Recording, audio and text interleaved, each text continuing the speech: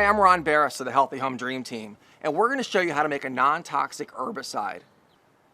The problem with most traditional herbicides is actually they're toxic. Literally, they're neurotoxins, or they're linked to serious illness like cancer. Dogs, for example, have increased levels of bladder cancer, all because of lawn care used by traditional products. So let's change that, and we're going to use organic options instead, like the king of them all, vinegar. Literally, the king of all weed killers is vinegar.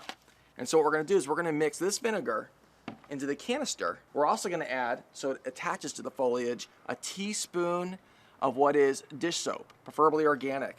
And you mix it in the canister, and voila, you are going to start using some non-toxic herbicide. We're going to make sure that we spray it on the weed, it actually burns the foliage, it gets into the soil and lowers the pH of the soil so the weed actually can't come back. But more importantly, it's non-toxic.